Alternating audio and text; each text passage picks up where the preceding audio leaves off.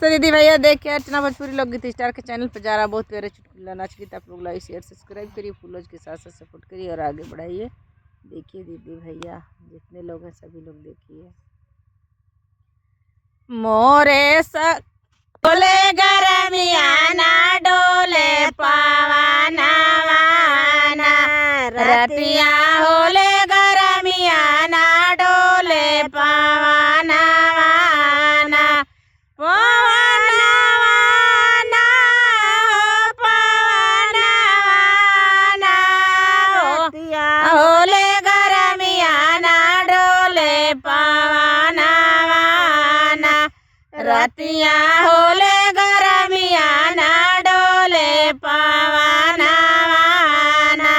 एक तो गरमी के मारे दूसरे सूते लियो सारे।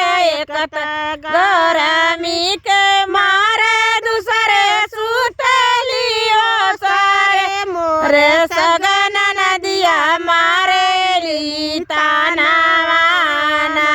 मोरे सगन नदिया मारे ली ताना वाना। मोरे सगन नदिया मारे ली ताना वाना। ना डोले पावाना वाना। मोरे सगन नदिया मारे ली ताना वाना। ना डोले पावाना वाना। डोमवा भैया के बोलवाइबो दूगो बेनिया मंगाइबो। डोमवा भैया के बोलवाइबो दूगो बेनिया मंगाइबो। एक साजावा डोलाइबो एक दुपहरिया ना। एक साजावा डोलाइबो एक दुपहरिया ना। रतिया डोले गरमिया ना डोले पावाना वाना। रतिया होले गरमिया ना डोले पावाना वाना।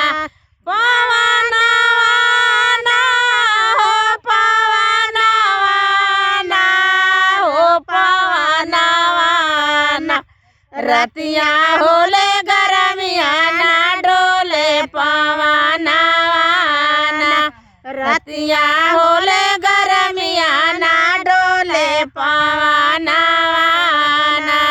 एक तो गरमी के मारे दूसरे सूते लियो सारे। एक तो गरमी के मारे दूसरे सूते लियो सारे। एक तो सगन नदिया मारे ली ताना वाना। डोले पावाना वाना। एक तो सगन नदिया मारे ली ताना वाना।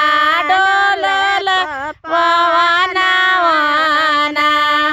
दर्जी भैया के बोलवाइबो दूगो चलिया सियाइबो। दर्जी भैया के बोलवाइबो दूगो चलिया सियाइबो। एको साजावा पहिरबो एक दुपहरिया ना। एक साजावा पहिरबो एक दुपहरिया ना। रतिया होले गरमिया ना डोले पावाना वाना। रतिया होले